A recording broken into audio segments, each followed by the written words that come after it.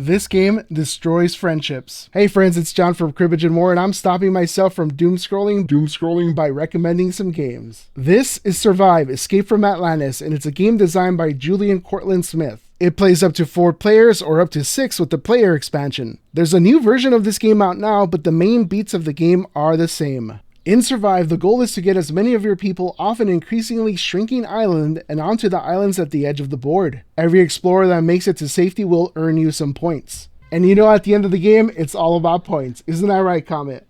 During setup, players will take turns placing their explorers on the island one at a time. This is important because every explorer piece has a point value printed underneath. And once you've placed them onto the island, you won't be able to flip them over to check their value. So you should try your best to remember where your top earners are and get them to safety. But doing so is easier said than done when other players are actively trying to stop you. Here's how it works. On your turn, you'll be able to move any of your explorers a combined total of 3 spaces.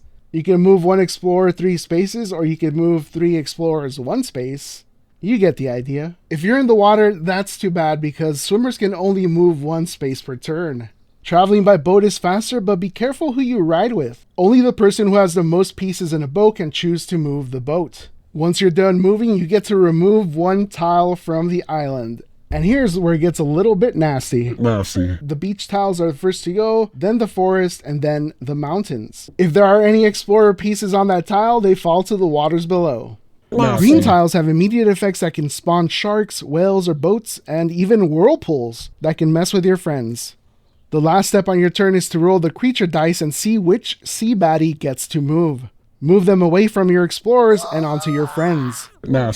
Sharks eat swimmers. Whales capsize boats. And sea serpents destroy everything.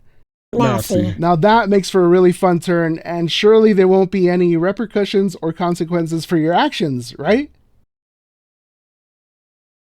I'm in danger. When the volcano tile is revealed, Atlantis has sunk and everyone in the water and not in one of the 4 corner islands is a goner. Players flip over their explorers and count up the values, and that's going to be their points. And of course, whoever has the most points wins. Survive, Escape from Atlantis has been around for decades, and with good reason. It's a fun game that pits you against your friends, and it's perfect for those game nights when everyone wants to let off some steam. And nowadays, who doesn't? Doom scrolling. But fair warning, the game encourages players to mess with each other, and it can get a little bit heated. So remember to end every game of Survive with a hearty handshake and keep the cursing to your eternal monologue. So there you have it. Don't say I didn't warn you, because